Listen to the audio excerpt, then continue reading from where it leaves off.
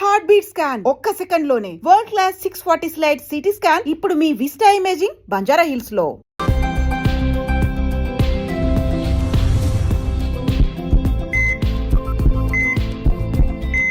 నమస్తే, welcome to healthy conversations with IT media. నేను మీ Jhansi. So ఈరోజు మనం డాక్టర్ హర్ష గారితో ఉన్నాము, యూరాలజిస్ట్, యాంటాలజిస్ట్, అలాగే రెనోప్లాస్టిక్ సర్జన్, రీనల్ ట్రాన్స్ప్లాంట్ సర్జన్ కూడా. మరి ఆడవాళ్ళల్లో చాలా ఎక్కువగా వచ్చే ప్రాబ్లం ఏంటంటే యూరినరీ ట్రాక్ట్ ఇన్ఫెక్షన్స్. చాలామంది డాక్టర్స్, మేబీ యూరాలజిస్టులు అందరూ మేల్ డాక్టర్స్ ఉంటారట. సో ఇది కూడా ఒక వన్ ఆఫ్ ద రీజన్ ఓపెన్గా వెళ్ళి ఈ ప్రాబ్లం ఉంది అని చెప్పడానికి. బట్ ఈ యూరినరీ ట్రాక్ట్ ఇన్ఫెక్షన్స్ అనేవి ఎందుకు వస్తాయి and different types of infections ఏముంటాయి, రాకుండా తీసుకోవాల్సిన జాగ్రత్తలు ఏంటి మాట్లాడదాము. నమస్తే సార్. నమస్తే అమ్మా. చాలా మంది నిజంగా ఏదైనా, నాట్ ఓన్లీ యూరినరీ ఇన్ఫెక్షన్స్ కాదు, ప్రైవేట్ పార్ట్కి సంబంధించిన ఏవైనా కానీ ఒక డాక్టర్ దగ్గరికి వెళ్ళాలన్నా, ఏదైనా రిక్వెస్ట్ ఫీమేల్ డాక్టర్ అయినా కానీ ఓపెన్గా చెప్పడానికి ఇబ్బంది పడుతూ ఉంటారు. And one of the cause ఇది, one of the disease urinal track infection, urinary track infections. Root అంటే నార్మల్గా అందరికీ తెలిసినవి కాకుండా, అంటే మేబీ వాష్రూమ్స్ యూజ్ చేస్తే రావచ్చు, అది ఒక్కటే అందరికీ తెలుసు. ఏముంటాయి రీజన్స్ యూరినరీ ట్రాక్ట్ ఇన్ఫెక్షన్స్కి? ఇప్పుడు మీరు చెప్పినట్టుగా ఆడవాళ్ళు యూరినరీ ట్రాక్ట్ ఇన్ఫెక్షన్, యూటీఐ అంటాం, చాలా కామన్గా వస్తూ ఉంటాయి. బట్ అవి మాత్రమే కాకుండా ఆడవాళ్ళు స్పెసిఫిక్గా వచ్చే యూరినరీ కంప్లైంట్స్ చాలా ఉంటాయి. అవును. అండ్ యూరాలజీలో ప్రిడామినెంట్గా మేల్ డాక్టర్స్ ఉండడం వల్ల చాలా మంది ఆడవాళ్ళు ఆ సమస్యతో బాధపడుతున్నప్పటికీ మా దగ్గర రారు. ఫీమేల్ యూరాలజిస్ట్ ఉన్నప్పటికీ వెతుక్కొని వాడి దగ్గరికి వెళ్తారు, దొరక్కపోతే గైనకాలజిస్ట్ దగ్గరికి వెళ్తారు, లేకపోతే లోకల్ ఫిజిషియన్ దగ్గరికి వెళ్తారు, కానీ యూరాలజిస్ట్ దగ్గర రారు. ఎందుకంటే యూటీఐ చాలా చిన్న టర్మ్, బట్ దాని కింద చాలా కండిషన్స్ ఉన్నాయి. ఓకే, అంటే అదొక సిమ్టమ్ మాత్రమే, బట్ ఇన్ఫెక్షన్ కారణం ఏంటో కనుక్కోవడం ముఖ్యం. ఇప్పుడు ఆడవాళ్ళు ఏమవుతుందంటే మెనోపాజ్ వచ్చేదాకా, యాజ్ లాంగ్ యాజ్ తనకి మెన్సెస్ నడుస్తున్నంత వరకు ఈస్ట్రోజన్ హార్మోన్ వల్ల, తన బాడీలో ఉండే హార్మోన్ వల్ల కావచ్చు, ఇంకా ఏదైనా కారణం వల్ల కావచ్చు, యంగ్ ఏజ్ కావచ్చు, కొద్దిగా యూరినరీ కంప్లైంట్స్ తక్కువగానే ఉంటాయి. బట్ ఒక్కసారి మెనోపాజ్ వచ్చిన తర్వాత ఆర్ హిస్టెక్టమీ ఆపరేషన్ చేసిన తర్వాత, అంటే యూట్రస్ తీసేసిన తర్వాత, ఆపరేషన్ చేసిన తర్వాత వాళ్ళు కొద్దిగా ఇమ్యూనిటీ తగ్గుతుంది. ఈస్ట్రోజన్ హార్మోన్ తగ్గి దాని బెనిఫిషియల్ ఎఫెక్ట్స్ పోవడం వల్ల యూరినరీ కంప్లైంట్స్ స్టార్ట్ అవుతాయి. ఓకే, సో ఇలా చూసుకుంటే యూటీఐ మాత్రమే కాదు, ఆడవాళ్ళలో చాలా మందికి స్ట్రెస్ యూరినరీ లీక్ అనే ప్రాబ్లం ఉంటుంది. స్ట్రెస్ లీక్ అంటాం, స్ట్రెస్ యూరినరీ లీక్ అంటే ఏంటంటే స్ట్రెస్ వల్ల వచ్చేది కాదు. ఇప్పుడు 2-3 పిల్లలు పుట్టారు నార్మల్ డెలివరీ ద్వారా, ఆ పేషెంట్ బాగా, ఆ స్త్రీ బాగా లావుగా ఉన్నారు, కొద్దిగా వీక్గా ఉన్నారు, వాళ్ళకి వెజైనా చుట్టూ యూరినరీ ట్రాక్ చుట్టూ ఉండే మజిల్స్ వీక్ అయిపోవడం వల్ల తుమ్మిన, దగ్గిన యూరిన్ లీక్ అవ్వచ్చు. అదొక చాలా కామన్ సమస్య. సో యూరినరీ ట్రాక్ట్ ఇన్ఫెక్షన్స్ మాత్రమే చాలా మంది తెలుసు, బట్ చాలా కంప్లైంట్స్ ఉంటాయి యూరినరీ సిస్టమ్ సంబంధించినవి. సో కామన్గా మా దగ్గరకు వచ్చిన తర్వాత చాలా మంది, సార్ మాకు యూటీఐ ఉందని వస్తారు. కంప్లైంట్స్ అడిగితే తెలుస్తుంది మాకు అది యూటీఐయా ఇంకేదైనా సమస్య అని చెప్పి. ఓకే, సో ఇది కామన్ సమస్య. ఇప్పుడు దానికి కారణం ఏంటి? ప్రిడామినెంట్గా మనం చూసుకుంటే కనుక మెయిన్ రీజన్ వచ్చేసి ఆడవాళ్ళు యురేత్రా అంటే మూత్రనాళం అంటాం. ఇప్పుడు కరెక్ట్గా చెప్పాలంటే ఇవి కిడ్నీస్, ఇటు నుంచి కిందికి మూత్రం వచ్చే ట్యూబ్స్, వీటి మనం యురేటర్స్ అంటాం. ఈ 2 యురేటర్స్ కిడ్నీస్ నుంచి బ్లాడర్లోకి యూరిన్ తీసుకొస్తుంది. యూరిన్ బ్లాడర్ నుంచి యూరిన్ బయటకు వచ్చే ట్యూబ్ ఉంటుంది కదా, దాన్ని మనం యురేత్రా అంటాం. ఇది మగవాళ్ళలో ఒక 25 to 30 సెంటీమీటర్స్ ఉంటుంది, చాలా పొడుగ్గా ఉంటుంది. ఆడవాళ్ళు 4 సెంటీమీటర్సే ఉంటుంది. సో చాలా చిన్నది అవడం వల్ల ఇమ్మీడియట్గా యూరినరీ సిస్టమ్ మొత్తం అంతా ఎన్వైరన్మెంట్కి ఎక్స్పోజ్ అయ్యే ఉంటుంది. సో వాళ్ళకి చాలా త్వరగా యూరినరీ ఇన్ఫెక్షన్స్ చాలా, అంటే చిన్న ఇన్సల్ట్స్, చిన్న ఫ్యాక్టర్స్ వల్ల కూడా వాళ్ళకి యూరినరీ ఇన్ఫెక్షన్స్ వచ్చేది వాళ్ళకి. ఇంకోటి ఆడవాళ్ళకి మలద్వారము, వెజైనా, తర్వాత యూరినరీ ఓపెనింగ్ 3 పక్కన ఉండడం వల్ల క్రాస్ కంటామినేషన్ రిస్క్ ఎక్కువ ఉంటుంది. అంటే వైట్ డిశ్చార్జ్ ఎక్కువ ఉన్న వాళ్ళకి యూరినరీ ఇన్ఫెక్షన్స్ వస్తుంటాయి, మలబద్ధకం ఉన్న వాళ్ళకి యూరినరీ ఇన్ఫెక్షన్స్ వస్తూ ఉంటాయి, మలద్వారం చుట్టూ ఉన్న ఇన్ఫెక్షన్ ఉండే వాళ్ళకి యూరినరీ ట్రాక్ట్ ఇన్ఫెక్షన్ వస్తూ ఉంటాయి. సో అది కాకుండా ఇవన్నీ just because they are females, కేవలం ఆడవాళ్ళు అవ్వడం వల్ల వచ్చే సమస్యలు. అది కాకుండా అందరూ మగవాళ్ళు ఆడవాళ్ళలాగా ఏ వయసులో ఉన్నప్పటికీ వాళ్ళకి స్టోన్స్ వల్ల యూరినరీ ఇన్ఫెక్షన్స్ రావచ్చు. ఇంకొక common reason diabetes. Uncontrolled diabetes వల్ల చిన్న ఇన్ఫెక్షన్తో పోయే సమస్య చాలా పెద్ద సమస్య కూడా మారచ్చు. కేవలం ఒక యూరిన్లో మంట, నొప్పి అనే ఒక సిమ్టమ్తో ఆగిపోయే సమస్య కాస్త కిడ్నీ దాకా పాకిపోయి కిడ్నీ పాడైపోయే సమస్య వరకు, కిడ్నీలో చీమ్ పట్టచ్చు, అలా కూడా అవుతుంటాయి.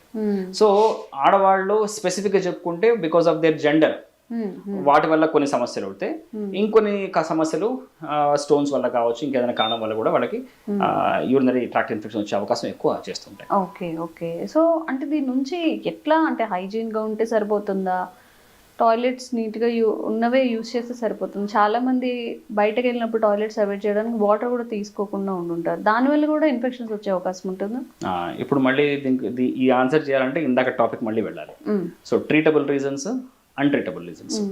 అన్ట్రీటబుల్ అంటే ఏంటి? బికాస్ యూఆర్ జెండర్, అక్కడ మీరు ఏం మాడిఫై చేయలేరు ఫ్యాక్టర్ని. So hygiene is the most important thing. ఏమైనా వైట్ డిశ్చార్జ్ వస్తే దాన్ని ట్రీట్ చేసుకోవడం, మలబద్ధకం లాంటివి ఉంటే, కాన్స్టిపేషన్ లాంటివి వాటిని సరిగ్గా అవి రాకుండా చూసుకోవడం. మళ్ళీ అంటే కాన్స్టిపేషన్ వల్ల కూడా ఇన్ఫెక్షన్స్ యూరినరీ ఇన్ఫెక్షన్స్ రావచ్చు వాటి వల్ల కూడా. చాలా మందికి కాన్స్టిపేషన్ వల్ల యూరినరీ ప్రాబ్లమ్స్ కూడా వస్తుంటాయి, ఇన్ఫెక్షన్ కాకుండా యూరినరీ ప్రాబ్లమ్స్ కూడా వస్తుంటాయి, మగవాళ్ళకి కావచ్చు, చిన్నపిల్లలకు కావచ్చు. అదొక సపరేట్ టాపిక్ మనది. ఓకే, అవి కాకుండా ట్రీటబుల్ రీజన్స్ ఉంటాయి. స్టోన్స్ కావచ్చు, ఆర్ మూత్రనాళం పూడుకుపోయి ఉండొచ్చు. మూత్రనాళంలో పూడుకలు అంటే స్ట్రిక్చర్ అంటాం. మగవాళ్ళలో స్ట్రిక్చర్స్ చాలా కామన్, ఆడవాళ్ళు కూడా మనకు కనపడుతూనే ఉంటాయి. సో యూరిన్ ట్రాక్ట్ మూసుకుపోయి యూరిన్ సరిగ్గా రాక, ఫ్రీగా ఫ్లో అవ్వక వాళ్ళ కూడా ఇబ్బంది రావచ్చు. సో ఈ కారణాలు కనుక్కో అంటే మనకు బేసిక్ అల్ట్రాసౌండ్ కావాలి. అల్ట్రాసౌండ్ టెస్ట్ చేసుకొని తర్వాత ఒక బేసిక్ యూరిన్ టెస్ట్ చేయించుకొని దాన్ని బట్టి అవసరమైతే ఒక సిటీ స్కాన్ ఇంకేదైనా చేసుకుని కూడా మనం ట్రీట్ చేయొచ్చు. సో మీరు చెప్పినట్టుగా ప్రాపర్గా హైడ్రేట్ చేసుకుంటూ మళ్ళీ మనం రోజుకో 2.5 లీటర్స్ వాటర్ తాగుతూ, ఓకే, మంచి ఫుడ్ తీసుకుంటూ. ఫుడ్ వల్ల యూరినరీ సిస్టమ్ ఎఫెక్ట్ అవుతుందని అడుగుతారు, ఖచ్చితంగా అవుతుంది. ఫుడ్ వల్ల అందరూ ఏమనుకుంటారు, జీర్ణాశయానికి సంబంధించిన ఇబ్బందులు ఎక్కువ వస్తాయి అనుకుంటారు. ఫుడ్ వల్ల మనం తీసుకునే ఆహారం వల్ల, తినే ఆహారం వల్ల మూత్రం సంబంధించిన ఇబ్బందులు కూడా రావచ్చు. సో దాని కూడా మనం జాగ్రత్తగా పరిగణించాలి. అంటే జంక్ ఫుడ్ కావచ్చు, ఇంకేదైనా కావచ్చు, వాటిని కంట్రోల్లో పెట్టుకోవడం మళ్ళీ లైఫ్ స్టైల్ కూడా దానికి దారి తీస్తుంది. సో ఇవన్నీ చేసుకుంటూ ఏవైతే ట్రీటబుల్ రీజన్స్ ఉన్నాయో, స్టోన్స్ కావచ్చు, అడ్డంకులు కావచ్చు, ఇంకా వాటి కూడా మనం కనుక్కొని ట్రీట్ చేసుకుంటే కనుక ఇన్ఫెక్షన్స్ రాకుండా కాపాడుకోవచ్చు. Okay okay. అంటే ఇప్పుడు జంక్ తింటూ ఉంటారు అందరు, ఇప్పుడు 100 మెంబర్స్ని తీసుకుంటే 98 మెంబర్స్ తింటూ ఉంటారు. ఇలాగ హైదరాబాద్లో, ముంబైలోను, ఢిల్లీలోనూ ఉన్నారంటే వాళ్ళు ఇంకా అసలు అవాయిడ్ చేయలేరు. సో ఈ ఫుడ్ వల్ల కూడా ఇన్ఫెక్షన్స్ ఫ్రీక్వెంట్గా అవుతాయా? ఇఫ్ షుగర్ ఉందనుకోండి, అదొక యాడ్ ఆన్, వాళ్ళలో కూడా ఇట్లా ఫ్రీక్వెంట్ ఇన్ఫెక్షన్స్ వస్తాయా? బేసికలీ జంక్ అంటే ఏంటి? జంక్ అంటే చెత్త. చెత్త అంటే ఏంటి? దాంట్లో మనకు కావాల్సింది కాకుండా అనవసరం ఫుడ్ ఎక్కువ ఉంటుంది. ఇప్పుడు మనకు కావాల్సింది ఏంటి? బేసిక్గా కార్బోహైడ్రేట్స్, ప్రోటీన్స్, ఫ్యాట్స్. ఇవి మన ఇంట్లో మనం ఎంత హైజీన్గా వండుకున్నా మనకు కావాల్సిన కాంపోనెంట్స్ ఇవి. ఇవే బయట ఫుడ్లో కూడా ఉంటాయి, బట్ దాంట్లో రిఫైన్డ్ కార్బోహైడ్రేట్స్ ఎక్కువ ఉంటాయి. ఓకే, సాచురేటెడ్ ఫ్యాటీ యాసిడ్స్ ఎక్కువ ఉంటాయి. ఓకే, యానిమల్ ప్రోటీన్ ఎక్కువ ఉంటుంది. అంటే మనకు కావాల్సిన కార్బోహైడ్రేటే కల్తీ కార్బోహైడ్రేట్ ఉంటుంది, మనకు కావాల్సిన ప్రోటీనే కల్తీ ప్రోటీన్ ఉంటుంది, మనకు కావాల్సిన ఫ్యాటే కల్తీ ఫ్యాట్ ఉంటుంది, మనకు అనవసరం ఫ్యాట్ ఉంటుంది. మన బాడీకి ఇవన్నీ అవసరం. మన డైలీ ఫంక్షన్కి కావచ్చు, మన మేధస్సుకు కావచ్చు, మన ఫంక్షనాలిటీకి కావచ్చు, మన సిస్టమ్ ముందుకెళ్ళడం కోసం కావచ్చు, ఇవన్నీ అవసరమే. మనం ఎప్పుడు ఫుడ్ తీసుకున్నా మన ఫుడ్లో ఒక ప్రపోర్షన్లో ఈ 3 ఐటమ్స్ మనకు కావాలి. ఇవన్నీ బయట కూడా ఉంటాయి. మరి చెత్తను ఎందుకు అంటున్నాం? వాటిలో అవన్నీ మనకు అనవసరమైన క్వాలిటీ ఎక్కువ ఉంటాయి. ఓకే, ఏ ఆయిల్ వాడుతున్నారో తెలియదు. మీరు వినే ఉంటారు ఈ మధ్య పనీర్ కూడా ఆర్టిఫిషియల్ పనీర్ వచ్చేసింది, 80% కూడా. ఓకే, ఎగ్స్, పాలు. సో ఇప్పుడు న్యాచురల్ ఫుడ్ ఏది, అన్యాచురల్ ఫుడ్ ఏది అనే విషయం కూడా మనకు తెలియట్లేదు. ఓకే, సో వీటి వల్ల బాడీ ఇమ్యూనిటీ బాగా పడిపోతుంది. నెంబర్ 1, మన రోగ నిరోధక శక్తి మొదలయ్యేది మన జీర్ణ వ్యవస్థలో, మన డైజెస్టివ్ సిస్టంలో. ఓకే, సో డైజెస్టివ్ సిస్టమే ఫస్ట్ ఆఫ్ ఆల్ ఎఫెక్ట్ అయిపోతే ఆ ఇమ్యూనిటీ తగ్గిపోతుంది. ఇమ్యూనిటీ తగ్గిపోతే ఒక సిస్టమ్ కాదు, అన్ని సిస్టమ్స్ ఎఫెక్ట్ అవుతాయి. యూరినరీ సిస్టమ్ కూడా ఎఫెక్ట్ అవుతుంది. అంటే చిన్న జలుబు దగ్గుతో పోయేది ఎలాగైతే లంగ్ ఇన్ఫెక్షన్ దాకా వస్తుందో, అలాగే జస్ట్ ఒక యూరిన్ మంట, యూరిన్లో నొప్పితో పోయేది కాస్త కిడ్నీ ఇన్ఫెక్షన్ దాకా వెళ్ళిపోతుంది. అది కాకుండా ఈ జంక్ ఫుడ్ వల్ల ఒబేసిటీ వచ్చేస్తుంది. ఒబేసిటీ వచ్చేస్తే డయాబెటీస్, బ్లడ్ ప్రెషర్ ఎక్కువ అవుతాయి. అంటే 50-60 ఏళ్ళకి రావాల్సిన రోగాలు 30 ఏళ్ళకి వచ్చేస్తాయి. అడ్వాన్స్డ్ టెక్నాలజీ, చాలా ఎర్లీగా వచ్చేస్తాయి. అడ్వాన్స్డ్ డిసీజెస్ చాలా ఎర్లీగా వచ్చేస్తాయి. హార్ట్ పేషెంట్స్ చాలా ఎర్లీగా వచ్చేస్తున్నారు. ఒకప్పుడు బైపాస్ సర్జరీ సగటు ఏజ్ 65-68 ఉండేది. ఇప్పుడు 40 ఇయర్స్కి బైపాస్ అవుతుందంటే నమ్ముతారా? చాలా కామన్గా 3 వెజల్స్ బ్లాక్ అయిపోయి 40 ఇయర్స్ బైపాస్ సర్జరీ కూడా అవుతుంది. ఓకే, ఆఫ్ కోర్స్ మనం జెనెటిక్ రీజన్స్ అవన్నీ మనం మాట్లాడుకోవచ్చు విడిగా, బట్ ఈ మధ్య ఇవన్నీ ఎందుకు పెరుగుతున్నాయి? ఫాస్ట్ మూవింగ్ లైఫ్ స్టైల్ వల్ల, జంక్ ఫుడ్ కావచ్చు, లైఫ్ స్టైల్ పాడైపోవడం వల్ల ఇవి కూడా వస్తున్నాయి. సో వీటిని కూడా మనం ట్రీట్ చేసుకుంటూ మిగతా ట్రీటబుల్ కాజెస్ని కనుక మనం ఐడెంటిఫై చేయగలిగితే ఇన్ఫెక్షన్స్ అవన్నీ ఇన్సిడెన్స్ తగ్గుతాయి. చూడండి, రోగం రాకుండా ఎప్పటికీ ఉండదు. ఏదో రోగం ఎవరికైనా రావచ్చు, బట్ మనం దాన్ని రాకుండా ప్రివెంటివ్ మెజర్స్ ఏం తీసుకోవచ్చు. అట్ ది సేమ్ టైం వచ్చిన తర్వాత మనం ఎంత త్వరగా రెస్పాండ్ అవుతున్నాం, ఎంత త్వరగా మనం ఒక డాక్టర్ సలహా తీసుకుంటున్నాం, తీసుకున్న సలహాని మనం ఎంత త్వరగా మనం ఇంప్లిమెంట్ చేయగలుగుతున్నాం, ఓకే మళ్ళీ రాకుండా మనం ఏం చేయగలుగుతున్నాం, అది ఇంపార్టెంట్. ఓకే ఓకే అమ్మో చాలా ఫ్యాక్టర్స్ ఉన్నాయి అయితే. అంటే ఇప్పుడున్న లైఫ్ స్టైల్కి ఎవరైనా కామన్గా చెప్తుంది ఏంటంటే కరెక్ట్గా తినండి, కొంచెం ఎక్సర్సైజ్ చేయండి, కరెక్ట్గా పడుకోండి. కరెక్ట్. అంటే ఒక న్యాచురల్గా చేసేది ఇది. మనం నార్మల్ చిన్నప్పుడు తింటాం పడుకుంటాం మంచిగా ఆటలు ఆడుకునే వాళ్ళు, లేదంటే ఏదైనా ఫిజికల్ యాక్టివిటీ ఉండేది. దాన్ని ఇప్పుడు ఒక పెద్ద చాలా మందికి ఇది చెయ్యండి అని కన్వే చేయాల్సి వస్తుంది. చిన్న మోడిఫికేషన్స్ అయిపోయేది చాలా కాంప్లికేట్ అయిపోయే సిచ్యువేషన్స్ అనమాట. సో ఇంకొక యూరినరీ ట్రాక్ ఇన్ఫెక్షన్స్ గురించి మాట్లాడుతాం కాబట్టి కొంతమందికి దగ్గినా తుమ్మినా కానీ యూరిన్ లీకేజ్ అవ్వడం, ఆటోమేటిక్ ఆఫీస్లో అదంతా ఉన్నప్పుడు ఇబ్బందిగానే ఉంటుంది. సో దీనికి ఏం చేయాల్సి ఉంటుంది, ఇది ఎందుకు వస్తుంది అసలు? దీన్నే మనము స్ట్రెస్ యూరినరీ లీక్ అంటాం. ఓకే ఓకే ఇది మనకు కామన్ ఎవరిలో కనపడుతుంది అంటే ఒక 40-45 year old లేడీ, ఒక 2-3 న్యాచురల్ ప్రెగ్నెన్సీస్ అయిన నార్మల్ ప్రెగ్నెన్సీస్ అయినాయి, వాళ్ళకి కొద్దిగా లా ఉన్నారు, కొద్దిగా వీక్గా ఉన్నారు. వాళ్ళు ఏమవుతుందంటే తుమ్మినా దగ్గినా గట్టిగా నవ్వినా మనం బరువులు లేపినా కూర్చుని లేచినా సడన్గా యూరిన్ లీక్ అయిపోతుంది. కొన్ని బొట్లు కారచ్చు, ఒక్కోసారి చాలా ఎక్కువ వాళ్ళని కూడా యూరిన్ పడిపోవచ్చు. ఓకే అంటే ఇప్పుడు ఇది అందరిలో ఎప్పుడైనా ఒక్కొక్కసారి అందరిలో కూడా వస్తుంది కదా, కామనా లేకపోతే కొన్ని పర్టికులర్గా వాళ్ళకి ఏమైనా డిసీజెస్లు కానీ ఇలా ఉంటేనే వస్తాయి అంటారు? వాళ్ళ లైఫ్ స్టైల్ దెబ్బతీసేది ఏది కూడా కామన్ కాదు.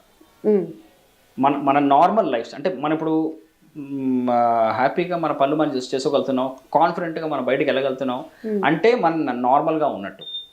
ఈ మాత్రం ఒక డైలీ యాక్టివిటీ కూడా ఏదైనా సమస్య దెబ్బతీస్తోంది అనుకుంటే న్యాచురల్ కాదు. సో వయసు రీత్యా యూరిన్ లీక్ అవడం నార్మల్ అన్నది అపోహ. మగవాళ్ళు కూడా వయసు రీత్యా మా నాన్నగారికి ప్రాబ్లం ఉండిందిలే, మా అన్నయ్య గారికి ప్రాబ్లం ఉండింది, మా ఇంటి పక్కన ఆయనకి ప్రాబ్లం ఉంది, సో నాకు ఉంది కాబట్టి వయసే కారణం అనుకుంటే తప్పు. అలాగే మా అక్కయ్యకి సమస్య ఉండింది, మా అమ్మకి సమస్య ఉండింది, ఇప్పుడు నాకు లీక్ అవుతుంది, నా వయసు 50 ఏళ్ళు అనుకోవడం కూడా తప్పే. సో వాళ్ళకి ప్రాబ్లం ఉండింది, వాళ్ళు డాక్టర్ గారిని కలవలేదు, అట్లీస్ట్ మీరైనా కలవండి, కలిసి కనుక్కోండి ప్రాబ్లం ఏంటో.